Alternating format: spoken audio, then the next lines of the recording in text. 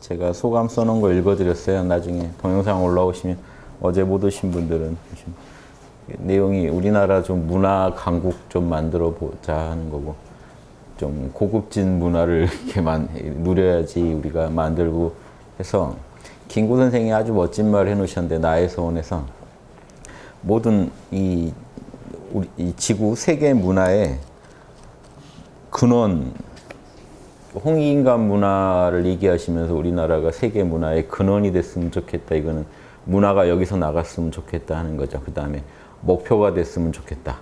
배우고 싶은 목표가 됐으면 좋겠다. 그 다음에 모범, 따라하고 싶은 모범이 됐으면 좋겠다. 다 같은 얘기인데요. 그 얘기를 써놓으셨어요. 이게 한 벌써 5, 60년 전 얘기인데, 그래서 그거 이제 읽어드렸고, 나오며 글 끝내는 부분에다 그걸 제가 써놨어요.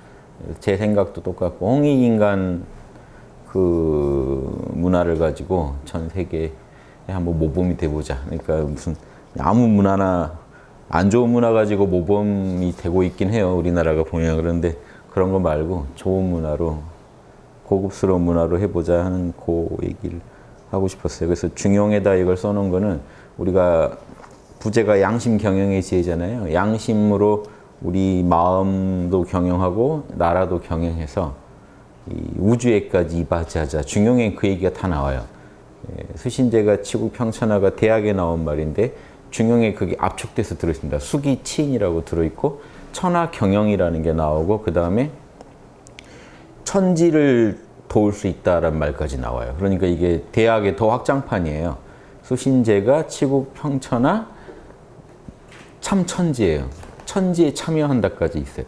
천지에 참여해서, 천지가 하는 일이 뭐냐? 중용에 써 있어요. 천지가 하는 일은 만물을 낳고 기르는 일이다. 그럼 이제 인간이 천지에 참여한다는 건요, 만물이 잘 번성하게 도와준다는 의미도 있고, 천지가 하는 일을 인간이 대등한 자격으로 돕는다는 의미도 있고, 그래서 이제 동양의 천지인 사상이 나오거든요. 그래서 천지랑 대등한 존재인 이 우리 인간을, 나를 이렇게 하찮게 보셔도 안 되고, 내가 가진 기능을 제대로 이해 못 하셔가지고, 이 천지에 대등하지 못한, 이 천지에 뭔가 이게 내가, 요즘 인간이 뭐 바이러스 아니냐, 우주에 뭐 이런 말까지 나오는데, 이렇게 여기고 말 것인가, 아니면 천지에 대등하게 참가할 건가. 하늘이 있고 땅이 있고 인간이 있다, 이렇게 말할 수 있는 그런 인간이 되실 건지, 그거는 동양 철학, 지금 이게 중용이 2300년 전 건데, 진짜로 이거는 문헌 증거까지 다 있거든요. 아주 고대 거거든요. 그리고 자사가 썼다는 게 거의 확실한 문헌이라, 그러면 그때 문헌, 2300년, 400년 문헌이 이미 그 내용이 인간의 선언이 있죠. 이게 인간이다는 그거.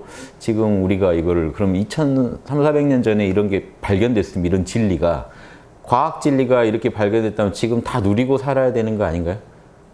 그 진리로 만들어진 제품을 쓰고 문화를 다 그렇게 바꾸고 해야 맞는데, 영적인 진리들은요 금방 묻혀요.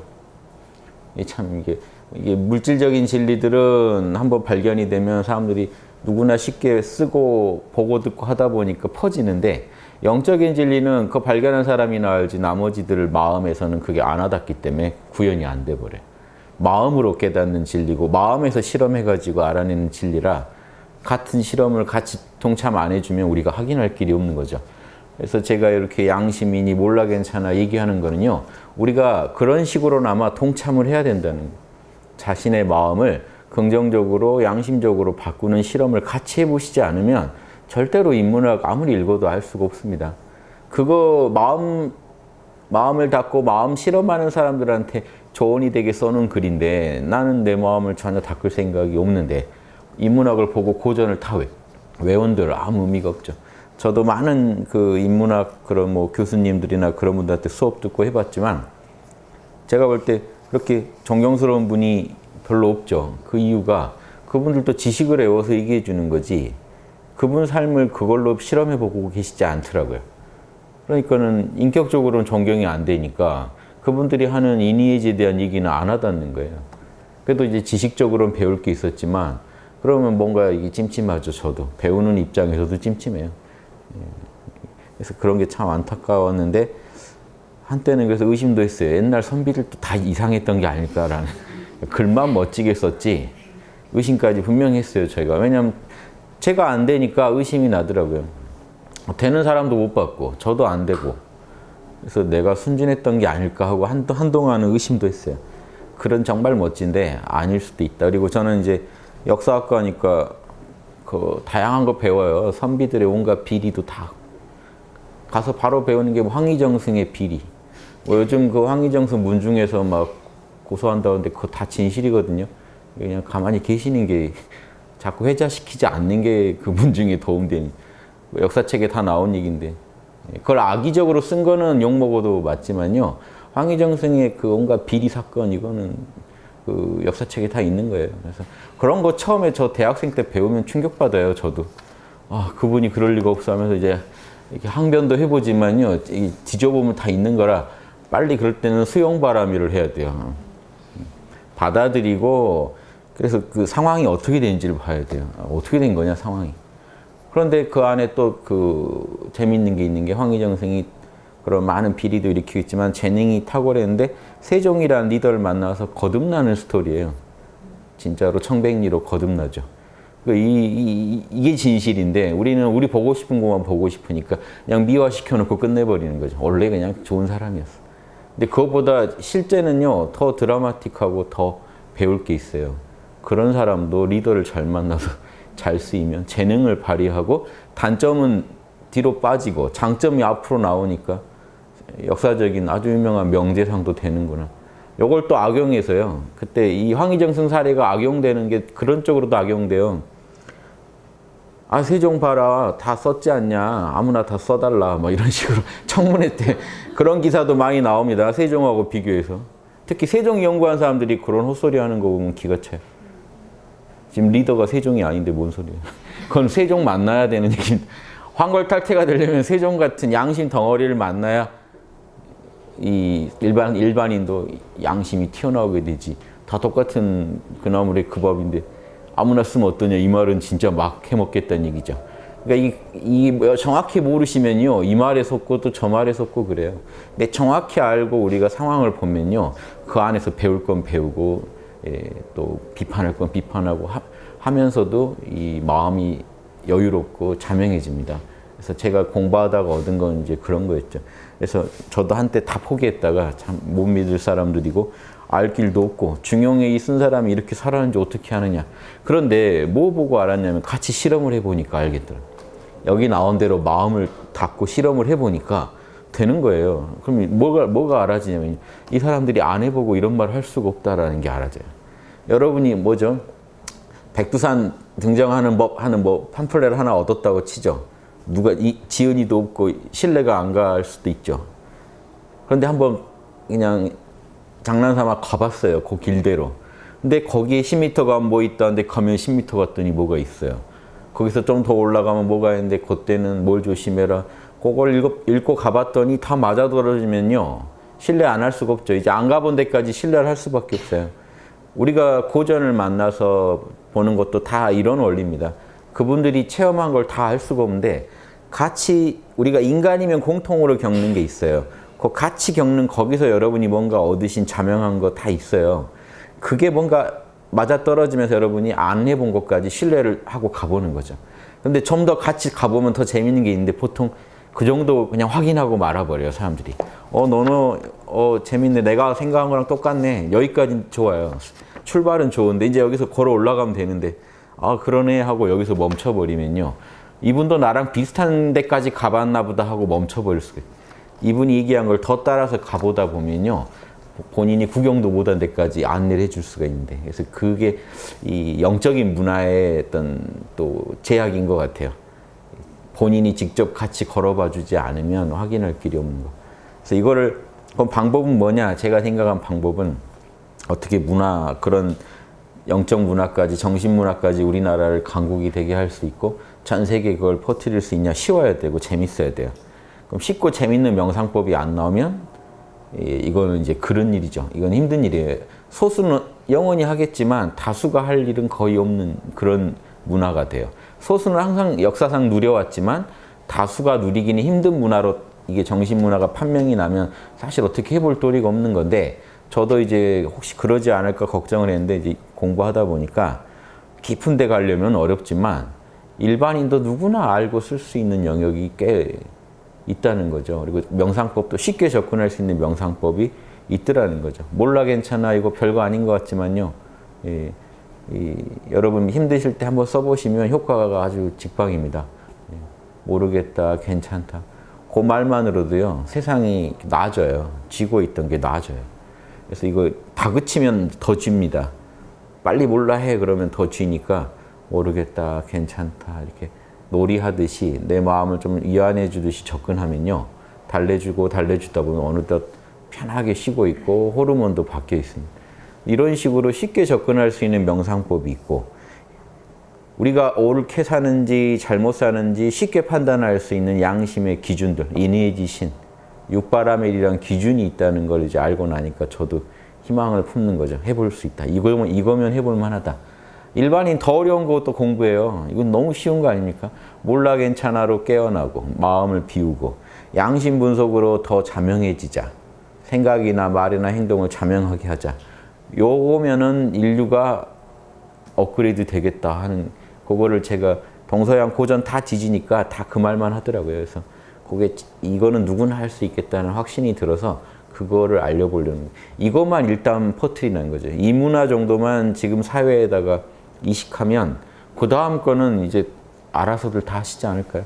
요 정도는 초중고에서 가르쳐야 되지 않을까 저는 제 생각이 그렇죠.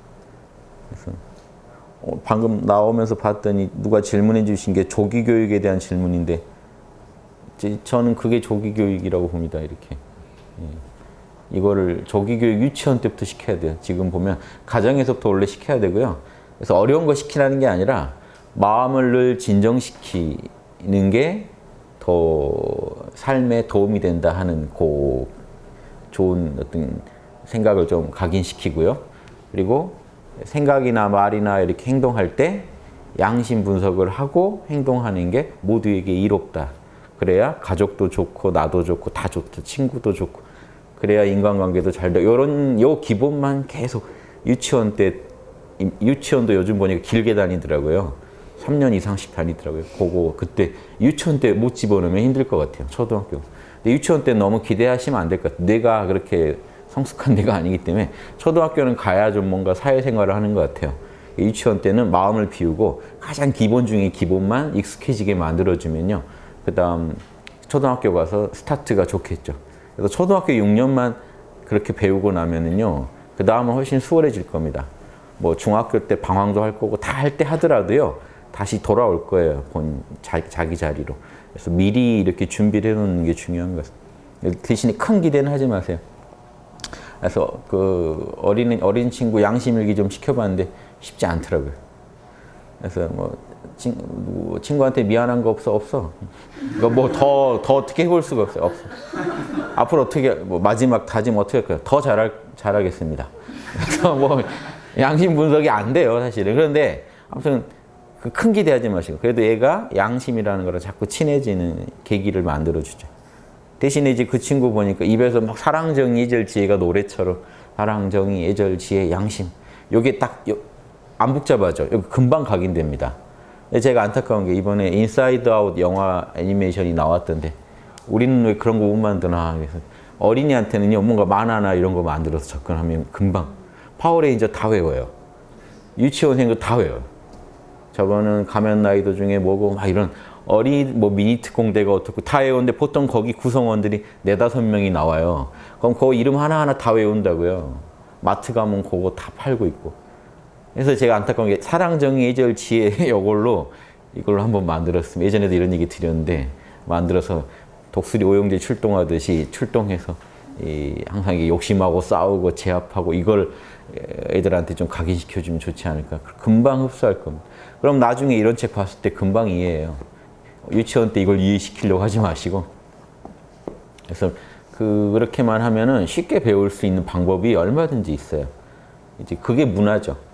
그래서 쉬워야 이게 퍼지고 이런 문화적으로도 창작이 많이 되고 또 거기 창조적인 작품들이 나올 텐데 어렵다. 이거는 아주 최상근기나 하는 거다. 이러면 이거는 하지 말자는 거예요. 전 인류가 이거 배우기를 원치 않는 사람들이나 하는 소리예요. 이거 정신문화 이 좋은 거를 인류랑 공유하고 싶지 않을까 모든 사람들이 그러지 않을까 생각하시면 오산이에요. 제가 지도해 본 많은 분들은요, 공유하고 싶어 하지 않았어요. 제가 쉽게 깨어나게 해드려야 돼요. 쉽죠? 아, 이거 인연 있는 전화되지 못하겠는데요. 그래서 아니, 당신도 했는데 누가 못한다는 거예요. 저는 속으로 저랑 계산이 달라요. 아니, 당신도 했는데 왜 안 된다는 거예요. 근데 꼭 입에서 그런 말 나옵니다. 이건 나나 하지, 이게 나와요. 신기하죠? 공유하고 싶지 않은 거예요. 요 얻은 걸로 남들한테 행세하고 싶은 거예요.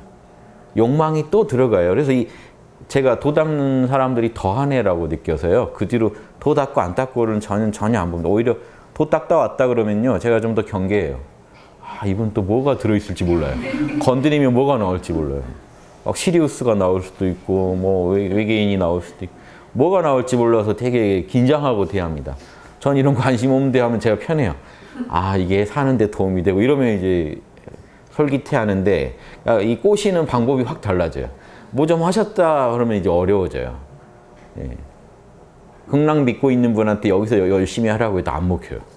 극락 가면 될 일을. 기독교랑 똑같습니다. 연불선 하는 분들은. 기독교 여러분 어떻게 상대 안 되죠? 천국행 티켓 끊어놨다는 사람들한테 여러분이 뭔 말을 해도 그래도 양심적으로 살아야지. 지구에서 열심히 사세요. 저 천국 갑니다. 이 마인드가 있어요. 연불선하는 사람들이 그래요. 육바람일 견성합시다. 지구에서 열심히 윤회하면서 해보세요. 저는 극락 갑니다. 전혀 공부를 안 해요. 그래서 저는 연불선도 반대하는 겁니다. 좋은 방편으로 쓰일 부분도 있는데 부작용이 너무 많아요. 그분들이 격렬하게 저항해요. 육바람일 하자 그러면 안 해요. 자기는 연불하는 게 육바람일보다 중요하다. 혼자 방에 앉아서 극락 갈 생각 연불만 하고 있는 이 분을 어떻게 보살이라고 할 거며 어떻게 양심을 제대로 쓰는 분이라고 합니까? 여기 이 연불선에 대한 비판이요. 제가 예전에 기독교 비판한 거랑 똑같다고요. 기독교에 대해서 제가 천국 하지 말고 하나님 뜻대로 지금부터 황금률 지켜라. 황금률 지키는 사람이 천국까지 여호와나 예수님 이름 외우는 사람이 천국 가겠냐. 주여 주여 하는 자 나 모른다라고 분명히 얘기하시지 않았냐. 요 말이요. 그대로 연불선에 적용돼요. 요 불교 안에 아주 그 기독교의 그 문제점이 되는 부분하고 똑같은 걸 갖고 있어요. 이미 마음이 극락에 가 있어요. 지구는 안중이 없어요. 더 양심적이 돼야 되는데 이렇게 될 수도 있고 문제점들이 많죠. 아무튼 그런 거 저런 거 우리가 다 알아야 돼요. 그래서 쉽고 누구나 즐길 수 있는 문화를 자꾸 이 양심적으로 조금씩 너무 오버하지 말고요. 조금씩 저는 가자는 거죠. 그러면 사람들이요. 좋으면 또 쓰고 활용할 거 아닙니까? 그래서 어린이부터 쉽게 누릴 수 있는 저희가 뭐 아무튼 그런 인연이 있으면 그런 거 만드는데 좀 돕고 싶은데 아무튼 어제 그 인사이드 아웃이라고 영화 혹시 보시면요. 지금 인간 안에 5명의 감정이 있어요. 너무 자세히 얘기 드리면 안 되니까. 뭐죠? 기쁨이가 있고요. 슬픔이가 있고 분노가 있어요. 얘는 항상 이제 열받을 상황이면 바로 출동하는 거고요. 수치심이 있고 소심. 수치심이 아니라 까칠이가 있고요. 까칠할 상황에 내가 출동해요. 까칠하게 나갑니다. 근데 이제 재밌으라고 만든 거죠. 그 소심이가 있어요. 좀 겁내야 될. 그럼 이제 희노애락으로 치면 전통적인 칠정으로 하면 슬픔. 이거는 분노, 희노. 까칠은 뭘까요? 소심은 좀 이거 희노애구 칠정할 때는 두려움에 비슷하죠. 통하는 게 있죠. 까칠은 좀 복합적인 건데 그래서 이게 보통 이게 우리 동양식으로 하면 칠정이나 희노애락 4명 정도가 등장했다고 보시면 돼요. 그래서 동물과 사람 안에 다 이게 있는 걸 보여줘요. 본부가 있어요. 딱 여기서 이제 출동합니다. 딱 상황을 모니터링해요. 보고 있어요. 같이 우리 의식 안에서. 그런 것도 재밌죠. 저 안에서 화면 띄워놓고 보고 있어요. 그래서 이제 저쪽에서 반응을 때리면 이쪽 뇌에서 5명 중에 어떻게 작용하는지가 보여주고 저쪽 뇌에서 어떻게 작용하는지도 나와요. 가족 간에 대화 하나 하는데도요. 이게 숨가쁘게 움직입니다. 희노애락이 지금 누가 출동할 거냐 해가지고. 그래서 이게 결국 사단 칠정론 설명할 때 제가 어제 강의 때도 이 얘기 드렸어요. 이렇게 출동하잖아요. 근데 이제 재밌는 거는 이제 여기에 좀 더 상위 차원이죠. 얘네들보다 더 이 중심에 여기에 또 사랑, 정의, 애절, 지혜 얘네들이 있으면 어떻게 했냐 이러면 얘네들은 바로바로 출동하잖아요. 근데 얘네들이 통제를 누가 해줘야 되잖아요. 양심이 사단이 출동해서 또 통제를 해주는. 사실 이게 로고스들이에요. 이 로고스가 자극을 만나면 내 안에 있는 로고스가 밖으로 튀어나옵니다. 이 슬픔의 로고스가 밖으로 나오면 슬픔이라는 감정이 되는 거죠. 예, 우리 사실은 우리 본성 차원에서 이렇게 로고스들이 준비되어 있다가 나오는 거, 요런 느낌이 설명할 수 있게 좀 재밌게 만들었더라고요. 그래서 사랑정 이절지도 우리 안에, 육바라밀도 우리 안에 있습니다. 더 상위 차원에 있어요. 그래서 거기서 어디서 출동하냐에 따라서 지금 어디서 주가 되느냐가 제강생 얘기하는 누가 더 51% 먹느냐가 여러분 우리 내면에서 양심 세력이 승리하느냐, 욕심 세력이 승리하느냐 하는 문제 같아요. 이렇게 한번 그려볼까요? 지금 여기에는 사랑, 정의, 애절, 지혜, 뭐죠? 뭐 성실, 인의지신, 몰입, 육바라밀까지 있다고 치죠. 이 친구들이 있으면요. 여기에는 지금 희노애락을 얘기할게요. 희노애락이 있다. 육바라밀이 안에 있다. 그러면 희노애락, 지금 이게 슬픔이면 슬픈 일이 자극이 오면요.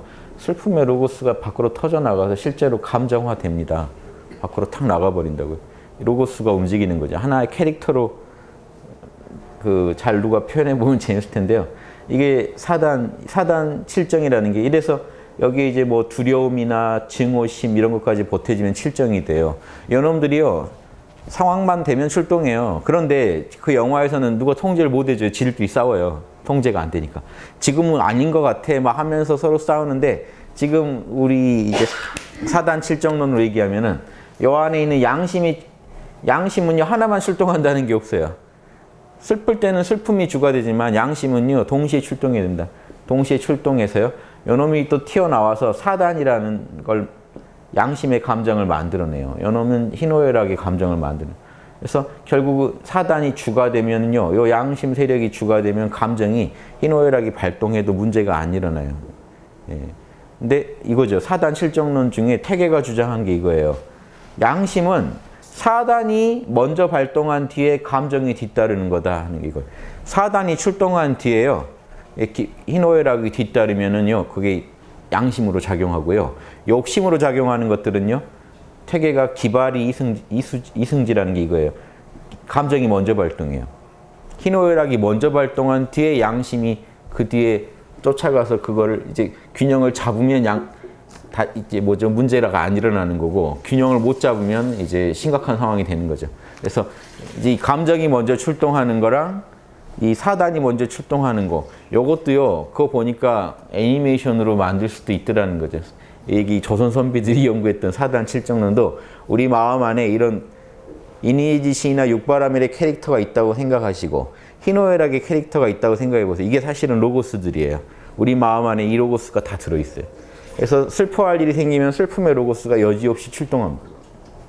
슬퍼할 일이 생겨서 슬픔의 로고스가 출동해 버릴 때 사단이 뒤따라 가가지고 출동해서 언제든 출동은 하게 돼 있어요. 그런데 그걸 뭐죠? 다스리냐 못 다스리냐 여러분이 이제 깨어서 여러분 양심을 배려해주면 다스려지는 거, 상황이 진정이 되는 거, 슬픔도 진정이 되는 거고 못 다스리면 슬픔에 매몰돼서 마음의 균형이 깨져버리는 거죠. 그리고 우리가 양심적인 일이라는 거는 사단이 먼저 출동하는 일들이에요. 순수하게 양심적인 일들은요. 어떤 잘못된 상황을 보고 이건 아니지 하고 뭐가 출동했냐면 인의지가 합심해서 나가되 뭐가 더 주냐는 있어요. 정의감이 좀 더 주가 될 수는 있죠. 근데 정의가 혼자 출동할 수는 없어요. 다 고려돼서 출동하기 때문에 양심은 함께 움직여요. 근데 정의가 주가 돼서 출동할 수는 있죠. 뭐가 더 주가 되느냐 이런 부분이 있겠죠. 그래서 밖으로 바로 출동되면 이제 정의가 더 주가 되면은 단호함으로 나가겠죠. 마음이. 그때 같이 뭔 감정이 일어날까요? 분노가 같이 일어날 수도 있겠죠. 그러면 이거는 양심이에요. 사단이 먼저 출동하고 희노애락이 뒤따르는 경우에는 이거를 퇴계식 표현으로 이발이 기수지 그래요. 로고스가 먼저 발동하고 에너지가 뒤따랐더니 그 에너지들이 사실은 그 감정들을 말하거든요. 그러니까 거기서 로고스라고 한 게 인의지고 기운이라고 하는 게 감정들이에요. 그런데 엄밀히 보면요. 그 감정, 슬픔도 하나의 지금 퇴계는 원리랑 기를 나눠가지고 얘기했지만 실제로는요. 기도 결국은 슬픔에 로고스가 있어야 슬픔이 나오겠죠. 저는 이 그림에서는 로고스로 보고 얘기하는 거예요. 그러니까 뭐죠? 이발이, 기수지 이런 어려운 표현 안 써도 양심의 로고스가 발동한 뒤에 희노애락의 로고스가 뒤따르면은 양심이고 희노애락의 로고스가 먼저 발동한 뒤에 양심의 로고스가 뒤따라가서 이건 아니지 하고 붙잡으면 이제 이게 욕심이 앞선 상황이에요. 근데 이때 경영만 되면은요, 이것도 괜찮아요. 이게 결국 이 양심이 51%가 돼서 발목을 잡으면 거기서라도 진정이 되고 멈춥니다. 그래서 항상 양심이 주가 되게만 하면 이 둘, 그러면 양심만 항상 먼저 출동해야 되나요? 그럴 리가 없어요. 인간은 감정이 먼저 출동하는 일이 훨씬 많습니다. 근데 그런 경우를 하더라도 성인도 똑같아요. 감정이 먼저 출동할 때도 성인들은 바로 양심이 출동해서 딱 이거를 제압하는데 일반인들은 제압이 안 돼요. 멀리 간다는. 희노애락이 갈 때까지가. 이 하나가 치고 나가면 나머지 감정의 균형이 깨지거든요. 그럼 감정에 이제 금이 가죠. 이 상태가 회복이 안 된 채로 있어요. 일반인들은 살아요. 그럴 때 가장 좋은 방법은 양심이 힘을 실어주는 거죠. 몰라 괜찮아를 무조건 하시면 돼요. 무조건 몰라 괜찮으면요. 내가 지금 슬픈지 기쁜지도 모르겠다라고 나와버리시면 그대로 여러분은 이 중심으로 돌아오게 돼 있고 감정이 안 말리고 중심에 와 있게 돼요. 그때 여러분 안에서 중심에 와 계시면 양심이 힘을 얻어요. 그때 양심이 힘을 얻어서 발동을 합니다. 이 로고스들이 출동하면요. 상황을 진압할 수가 있는 거죠. 여러분 내면에서 한번 기회 되시면 보시고요. 여러분 내면에서 이렇게 복잡한 로고스들이 출동하고 막 다스리고 이런 일이 일어나고 있어요. 성리학자들은 이걸 그 어려운 그 한문으로 잘 설명해 놨어요. 지금. 그래서 성리학자들 글에 보면 사단 칠정론인이 하는 그 논쟁이 다 이겁니다. 그래서 우리 마음 안에는 유교로 말하면 인의해지 신의 본성이 있고 인의해지 신의 본성이 우리 마음 안에 탑재돼 있고 희노애락이 또 탑재돼 있어서 희노애락도 없을 수가 없고 인의해지도 없을 수가 없다. 중요한 건 경영이다. 이제 요게 그래서 무조건 항상 이 양심의 발동이 욕심의 발동보다 50% 이상만 되면 우리 내면은 항상 평화롭고 이 제자리를 찾을 수 있고 이 깨어있는 삶을 살 수 있다. 요게 이제 유교의 결론이에요. 그래서 이런 이론들이 얼마든지 새롭게 사람들한테 새로운 모습으로 또 새로운 창작물로 또 활용될 수도 있는데 이 원리가 쉽게 설명이 안 되면 누가 응용을 못 하시겠죠. 그래서 저대로 지금 설명을 계속 해봅니다. 여기서 좀 아이디어를 얻으셔서 좀 한번 새로운 문화를 한번 만들어 보시길 바래요. 예전에 인공지능 제가 강의 그런 인공지능 연구하시고 무슨 IT 업계 종사하시는 이제 현장에서 일하시는 분들한테 강의한 적이 있어요. 융합 뭐 이런 차원에서 인문학이 이런 겁니다 하니까 질문 나왔던 게 유튜브에 동영상은 다 올라가 있어요. 융합하는 강의에서 인공지능하고 양심을 어떻게 할까요? 뭐 본인이 인공지능 쪽 뭐 연구하신다고 그래서 인공지능에도 인의지를 탑재시킬 수 있는 방법을 좀 찾아보시면 재밌지 않을까요? 그래서 아무튼 재밌어 하셨어요. 이런 감각을 가지고 인공지능도 지금 우리가 이제 지능을 설계하는 건데 이런 희노애락을 기계가 느끼게 한다, 반응하게 한다, 희노애락의 모습을 뭐 일으킨다. 이것도 놀라운 일이겠지만 인의지의 그 감각을 가지고 상황을 판단하게 하는 것도 어떻게 보면 인간에 대한 또 이해도 될 거예요. 그런 걸 통해서 인간은 어떻게 돌아가고 있을까? 인간의 머릿속은. 그래서 인간이 제일 중요하니까 여러분 내면에서 이런 일이 진짜 벌어지는 것 같으세요? 옛날 선비들은 다 이걸 얘기했어요. 그래서 우리가 길 가다가 어려운 사람 보면 측은지심이 바로 출동한다. 요 말을 그대로 썼어요. 주자가. 길 가다가 누가 쓰러진 사람을 보면은 우리 안에 있는 측은지심의 로고스가 바로 발동한다. 길 가다가 누구 뭐 이렇게 우리가 경건하게 대해야 할 사당에 들어간다거나 이러면 주자가 이런 식으로 있어요. 우리가 자기도 모르게 경건하게 행동한단 말이죠.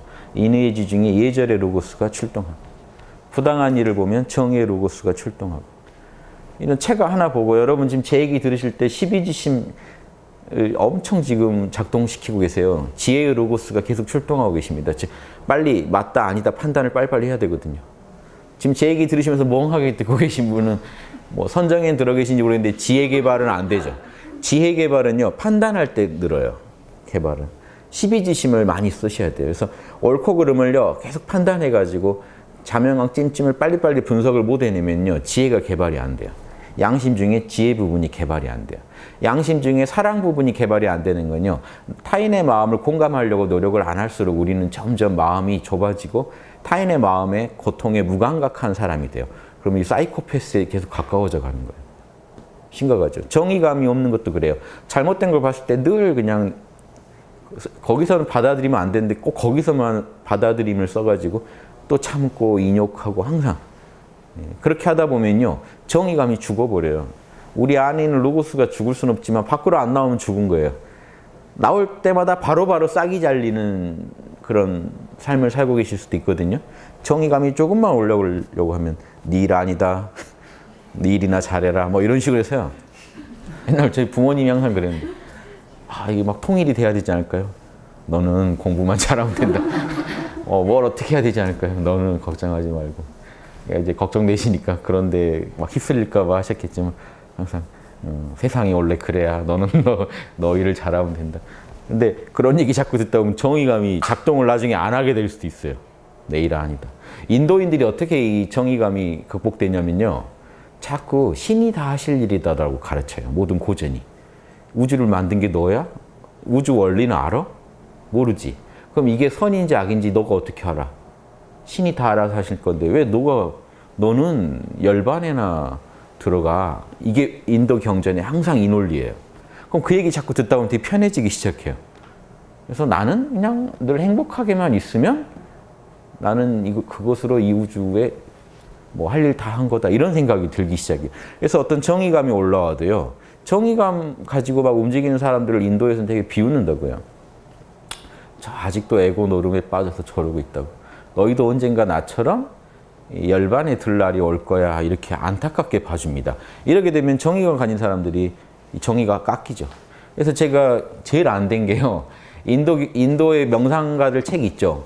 그럼 거긴 되게 질의응답으로 다 녹취 다 해서 책 내잖아요. 보면요, 질문하는 사람이 제가 볼 때 훨씬 더 나은 경우 많아요. 답은 거의 쓰레기예요. 질문하는 사람은 보면 안에서 양심으로 얘기하고 있는데 답변하는 사람은 거의 사이코패스 수준이에요. 네가 이 우주를 만들었어? 왜 신경 써? 심각한 거 저 많이 봤어요. 이게 아무렇지도 않다는 게 더 심각한 겁니다. 여러분 양심을 조금만 알고 나면요, 그 상황이 완전히 달라 보일 거예요. 이런 도인들 많은 게 부러운 게 아니구나 하는 거 아시고. 인간도 별짓도 할 수 있어요. 도인도 각양각색이에요. 어떤 도를 추구하는지 따라 각양각색. 그래서 한번 저는 항상 여러분 내면에 자연스럽게 굴러가고 있는 이 원리를 잘 알아서 응용하는 거예요. 과학이라고 생각하세요. 여러분 내면에 정신이 어떻게 굴러가는지를 이해하시는 과학이고 과학자가 되셔야지, 어떤 믿음을 통해, 어떤 자극적인 믿음을 통해 내 삶을 한번 바꿔보고 싶다. 다 탐진치고 그건 욕망입니다. 자명한 게 진리고 일상에서 늘 통용되는 게 자명한 것들이에요. 사회는 그렇게 돌아가고 있고 우리 마음도 다 그렇게 돌아가고 있는데 아주 이상한 거, 그거 생각하면 자극적이고 잠시 세상을 잊을 만한 거, 그런 걸 찾으세요. 그러니까 그런 걸 얘기해 줄 멘토들이 또 세상에 등장하는 겁니다. 이런 얘기 해줘야 좋아하니까. 예전에 어떤 PD분이 쓴 그 글 보니까 자기가 방송할 때 우리나라 유명한 강사를, 멘토이자 강사를 패널로 모셨나 봐요. 근데 얘기하는데 연예인들이 몇 마디 질문하니까 말이 탁 막히더래요. 그래서 저 양반은 한 번도 저렇게 반론을 제대로 통과한 적이 없구나. 심각한 반론에 노출된 적이 없구나. 그리고 또 하나가 저 사람을 하는 거 보니까 계속해서 세고 자극적인 멘트만 날리려고 그래요. 저 지난번 TV 보니까 그런 멘토들 많이 탔는데, 유명한 멘토들 나와서 직장에서 상사가 절 무시해요. 예, 빨리 나오세요. 남편이 좀 헤어지세요. 센 말들 되게 자극적이죠. 그러니까 그걸 듣고 또 뭔가 마음에 이안도 오고 해탈도 오는 것도 있을 수 있어요. 뭔가. 그런데 그분들은 계속 그런 말을 날려야 이 먹고 사는 구조란 말이죠. 그래서 PD가 참 그런 것에 대한 덧없음에 대해서 써는 글이었어요. 자기가 직접 그 멘토를 한번 보니 자기도 그 썼더라고요. 당장에 뭔가 위안이 되는 부분이 있을 것이다. 하지만 저런 말들을 계속 만들어내고 있는 그게 정상도 아니고 그런 걸 근본적인 도움을 받을 수도 없는 말들을. 근데 세상에서는 그런 강의나 그런 거에 취해 있다. 이런 거에 대한 비판이었어요. 저도 반성했는데 혹시 나도 뭐 그런 말 막 날리려고 한 적 있나. 근데 저는 자명한 말 아니면 안 하려고 합니다. 그래서 근데 이 유명한 명강사일수록 말이 세게 나가잖아요. 또 사람들이 그래야 열광하고 이것도 하나의 우리 욕망의 노름이다 생각합니다. 근데 그런 게 아니고 이거는 뭐 충격적인 얘기가 아니에요. 너무 지당하게 여러분 안에서 일어나고 있는 일이지. 여러분 안에서 이게 돌아간다고 한번 생각해 보시면 재밌습니다. 철학 공부 같아요. 불쌍한 사람 봤을 때 한번 여러분 내면을 보세요. 그 사랑의 로고스가 출동을 하는지 안 하는지, 정의의 로고스, 이니에지의 로고스가 출동하는지, 감정 중에서는 지금 어떤 감정이 출동하고 있는지 이런 거 보시면 재밌죠. 이렇게 마음이 보여야 돼요, 사실은. 그래서 마음 하나 쓸 때 사단 칠정론이라는 게 칠정을 어떻게 양심으로 다스릴 거냐 하는 문제이기 때문에 희노애락이 출동할 때 그거를 이니에지가 출동하면 과연 다스릴 수 있는지부터 다 실험하셔야 돼요. 제가 다스릴 수 있습니다라고 얘기하면 믿으시겠습니까? 다스려 본 경험이 없으시면 그게 된다는 게 안 와닿으실 거예요. 그래서 희노애락에 빠져가지고 헤매고 있을 때 몰라 괜찮아. 제가 방법을 하나 소개해 드릴게요. 몰라 괜찮아로 중심으로 돌아오고 그 다음에 양심 분석을 해보세요. 이니에지 각 항목별로 상대방 심정은 어떨까? 근데 사실은요. 아니 원래 출동한다는데 왜 내가 분석을 또 해야 되지? 출동했는데도 모르시잖아요. 불쌍한 사람 보고 여러분 마음에 이미 양심이 출동해서 뭔가 일어났는데 여러분이 잘 몰라요. 그게 누가 출동인. 희노애락은 잘 느껴지는데요. 사단의 감각은요. 잘 안 느껴져요. 그냥 모르고 사시기가 쉬워요. 그러니까 분석을 하면서 이제 친해져야 돼요. 캐릭터 이름도 외우고 아 너가 출동했구나 이거 알아볼 정도까지 여러분 연습을 하셔야지 여러분 내면에서 일어나고 있는 변화를 알 수가 있어요. 나는 왜 그 어떤 버스에서요? 어르신이 탔는데 눈을 감고 버텼어요. 내렸는데 기분이 안 좋아요. 왜 안 좋을까? 이거 간단한 것 같지만 남들이 나를 지켜볼까 봐 그랬나? 못된 놈이라고 할까 봐 그랬나? 다 따져보면 그런 것도 있겠지만 근원적으로 뭔가 찜찜한 게 있죠. 내가 저 사람이라면 좀 힘들었겠다 하는 그거. 좀 내가 일어나 줬으면 내가 저 사람이라면 되게 어떤 다리도 불편하고 한데 행복했겠다. 뭐 이런 어떤 근원적인 감각이 있어요. 그게 이걸로 아니면 분석이 안 돼요. 내가 저 사람을 나처럼 사랑이 출동해서 나처럼 느낀 거죠. 정의가 출동해서 저 사람한테 뭔가 피해 준 거를 정확히 계산하고 그것에 대해서 판단하고 있고 지혜가 판단하고 있고 내 행동에 대해서 판단하고 있고 내 행동이 예절에 맞지 않았다는 거, 조화롭지 못했다는 거, 그 상황에 이 전체를 느끼면서 찜찜해하고 계십니다. 요 이니지가 다 출동해가지고요 명령을 했는데 내가 그걸 어겼기 때문에 찜찜해진 거예요. 큰 건 아니에요. 그 버스에서 뭐 일어나고 안 일어나고 큰 건 아닌데 그 사소한 데서도 이렇게 출동해가지고 내 마음 안에서 뭔가 찜찜함을 남기고 사라지는 이 현상에 대해서 연구를 해보시라. 저도 뭐 물론 그때 그런 요 정도 찜찜함쯤이하고 눈 감고 잘 참는 경우가 많은데요. 그래도 찜찜함은 다 느껴야 돼요. 어쩔 수가 없죠. 내가 더 힘든 것 같아서 내가 더 사정이 보면 내가 더 힘들어 이럴 때도 있죠. 어르신보다는 지금 내가 더 어떤 부상을 입었거나 어떤 일이 있어서요. 내가 지금 도저히 오늘은 앉아서 가고 싶다. 뭐 이런 날도 있잖아요. 그런데 그런 여러 변명에도 불구하고 뭔가 근원적으로 그 부조화스러운 느낌. 그것도 이게 출동해서 일어난 일. 이게 출동이 안 됐다면요. 희노애락만 출동했다면 그런 느낌을 안 가지셔야 맞아요. 그런 거부터. 그래서 찜찜함 느끼시는 걸 두려워하지 마시고 적극적으로 느낄 때 연구해 보세요. 좋은 공부 재료예요. 왜 찜찜해졌지? 그래서 희노애락부터 따져보세요. 희노애락의 중심에는요. 여기 지금 중심에다 그려야 되는데 못 그렸는데 희노애락 중에 지금 이게 뭐가 뭔지 모르니까 이걸 욕망이라고 하죠. 희노애락 중에 제일 중심이 욕망입니다. 욕망이 이루어질 때 기쁨 쪽으로, 욕망이 좌절될 때 분노 쪽, 슬픔 쪽으로 가요. 그래서 칠정 중에 핵심이 사실 욕망이에요. 그래서 이 욕망이 출동했을 때도 여러분이 욕망이 출동한 줄 알아야 되고, 욕망이 출동해서 좌절됐을 때 기쁨 쪽으로, 쾌락 쪽으로, 이 욕망이 충족이 안 될 때 분노나 슬픔 쪽으로 이렇게 마음이 움직이는 거, 요것도 아셔야 되고, 그런 상황에서도 양심만 출동하면요, 욕망도 진정되고 슬픔도 진정되고 기쁨마저도 진정돼요. 기쁨도 혼자 막 기쁘면 안 되거든요. 상가집 갔는데 어디서 뭐 자식이 합격했다고 소식이 와서 너무 기뻐서 막 혼자 웃고 있을 수는 없잖아요. 그때 어떻게 적절히 여러분들, 근데 그렇게 웃고 있는 사람은 드물죠. 되게 적절하게 표정 관리 하시죠. 근데 어디서 배워서 그걸 하고 있을까요? 꼬맹이들도요, 다 해요. 어른들 민망할까 봐요. 꼬맹이들이 이거 이니에지 써가지고 배려하고 있습니다. 하는데 그 정도예요. 뇌가 연글질 않아서 됐다 안 됐다 하니까 그런 거지, 자기 딴에는 하고 있어요. 제가 관찰해 보면. 어른들이 뭔 말 할 때 예 한다고 해서 지금 애가 아무 생각 없이 이해하는 게 아니에요. 사실은 싫은데도 내가 아니라고 하면 또 어른이 이렇게 반응할 것 같아서 내가 일단 여기선 그 복잡한 계산을요 다 하고 있어요. 내가 이거 갈수록 이제 더 잘 되죠. 근데 원래 이미 하고 있어요. 그 능력은 있어요. 뇌가 더 이제 20살 되면 좀 더 연글고 30 돼야 이제 제대로 좀 기능을 합니다. 그때도 온전히 나올 수는 있어도 이미 어린 나이에 다 기능하고 있어요. 어린애도 팔다리 다 있듯이 똑같이 그 능력이 있어요. 근데 자라야 이게 팔을 제대로 기능하듯이 자라야 되지만 그거는 그 뇌가 조건을 갖추길 기다리고 있는 거지, 우리 안에는 사실 양심이 제대로 작동하고 있어요. 실제로 그런 것까지도 연구를 하다 보면 이제 보입니다. 이런 연구가 저는 정신문화의 근간이라고 생각하고요. 이런 연구, 이런 정보에 대해서 더 많이 알고 쓰고 있는 사회가 더 고급진 사회라는 거죠. 지금 선진국 소리 듣는 데 가보면요, 더 우리보다 이런 걸 더 신경 씁니다. 배려 더 하고 있고요. 동물한테도 배려 더 하고, 사람한테 물론이고, 이런 거 다 하고 있어요. 그러니까 그런 거는 못 따라가면서 자꾸 돈만 더 벌면, 뭐 GDP, GNP, 뭐만 올리면 선진국 된다. 절대 될 리가 없어요.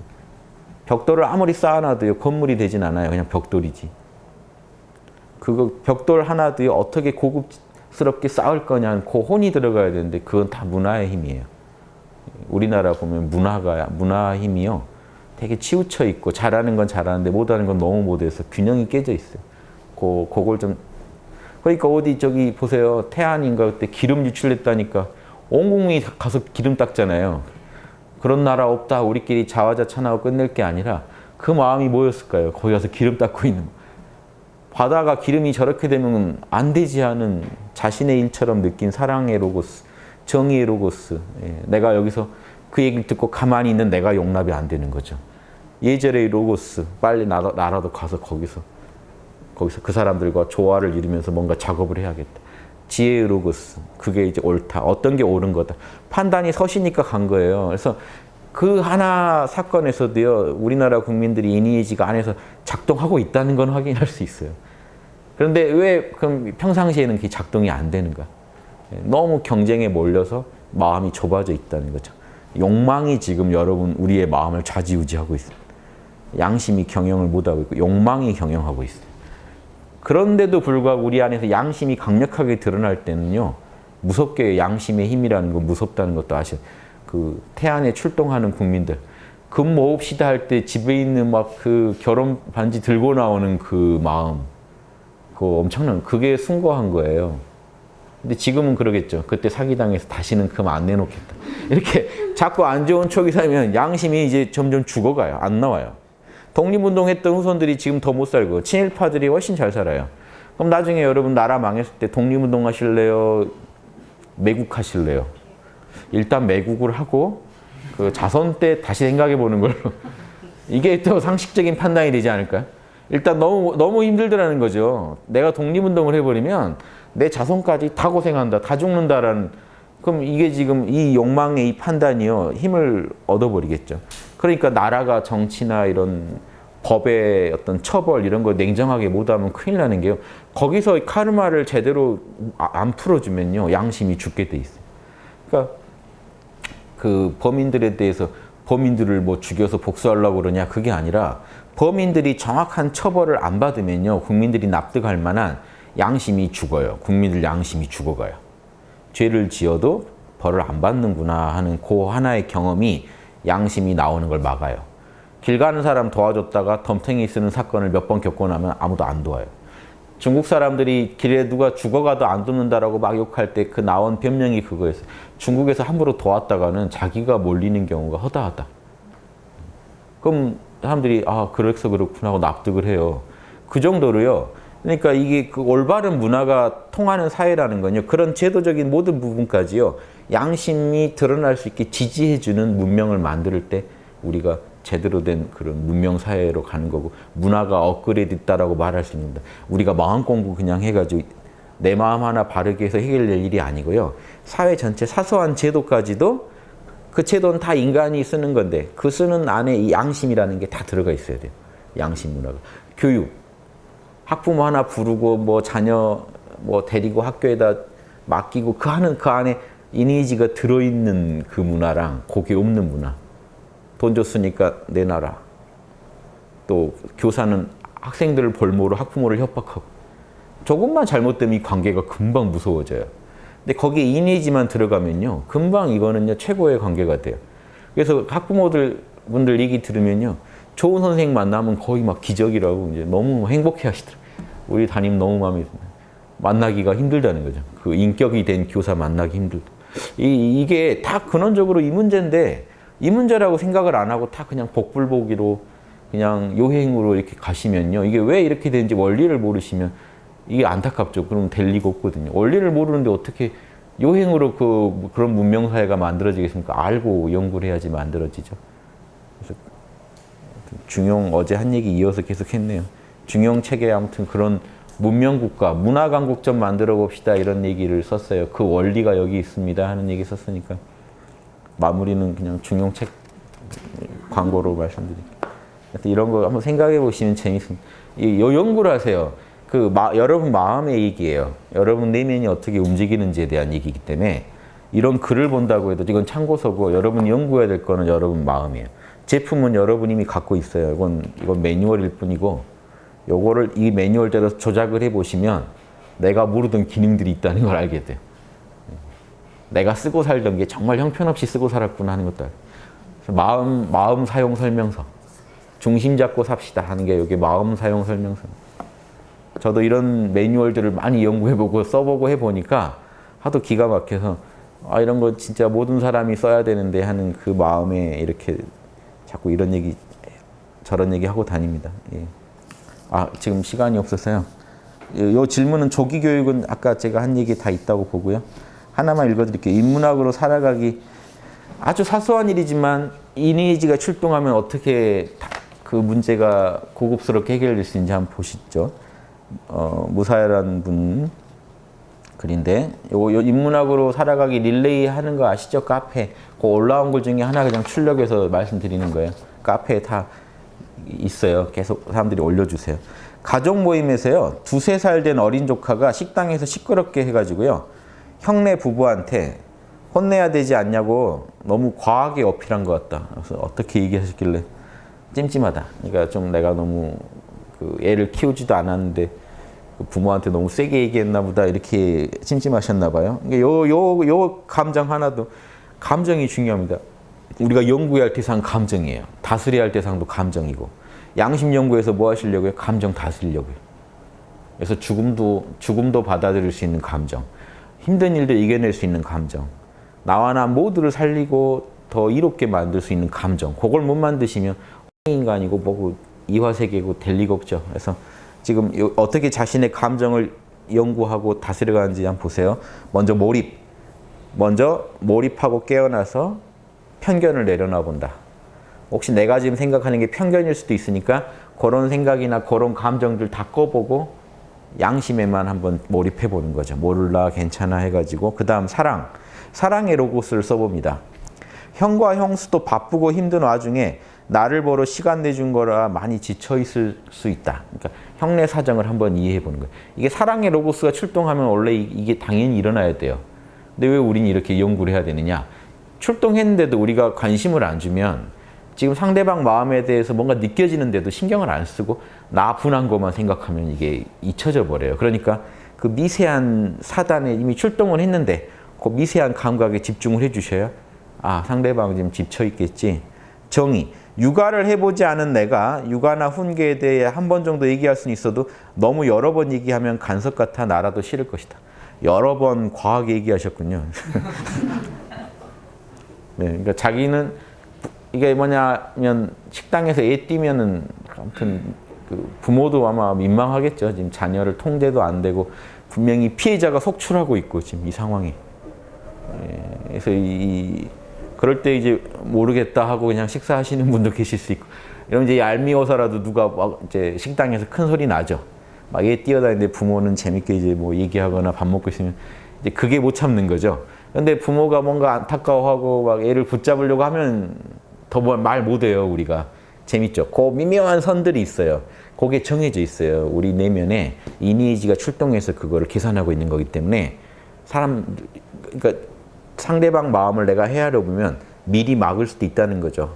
뭔 말 안 나오게. 근데 거기에 약간만 내가 방심하면 말 나옵니다. 이게 나를 무시하나 하고 말 나옵니다. 무시받는, 그러니까 무례하다라고 느끼면 사람들이요, 울컥하게 돼 있거든요.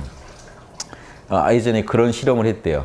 사람들한테 썰렁한 농담을 외국에서 해봤대요. 하라고 했대요. 그래서 해봤을 때 반응이요, 폭력 맞기도 했을 때 진짜. 썰렁한 농담을 쓸 때 실제 폭력 행사하는 경우도 많았대요. 그래서 서양이라 그랬는지 모르겠지만 왜 그러냐면 무시받았다고 느낀 거예요. 나를 이 정도로밖에 안 봤냐.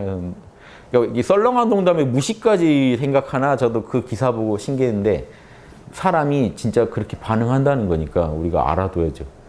그러니까 우리가 썰렁한 농담 자꾸 해도 상대방이 폭력적으로 변할 수도 있다는 거 아셔야 돼요.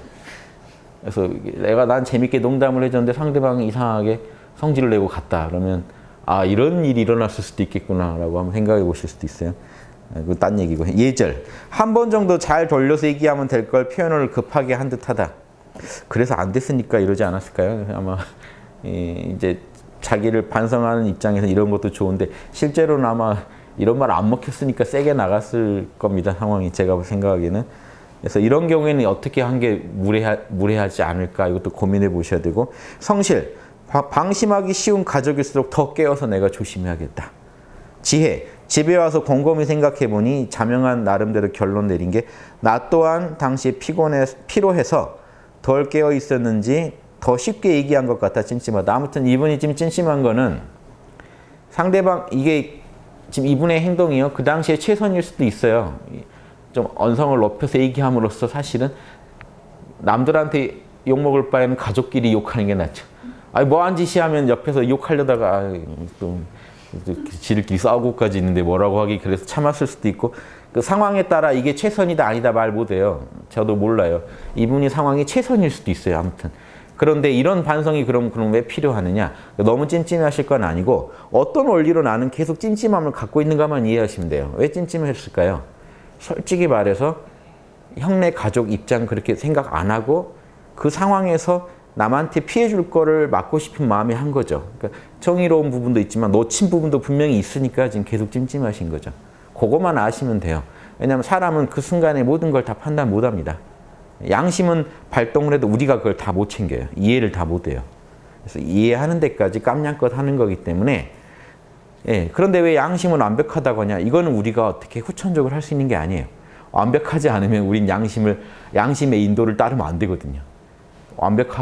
그래서 이 여러분 경험 속에서 제가 완벽하다고 말하더라도 진짜 그런지 따라가 보시고 경험적으로 확인하시고 제가 경험해 본 바로는 양심은 칼같이 정확하게 반응하고 있어요. 근데 우리가 다 못 읽어내요, 사실은. 소화를 다 못 해요.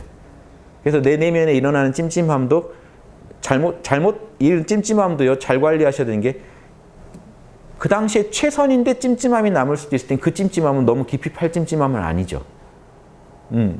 완벽할 수는 없군. 이런 부분은 다음에 더 조심해야지. 이 정도로 끝나야 할 찜찜함인데 그걸 확대해가지고 이것도 이제 욕망이에요.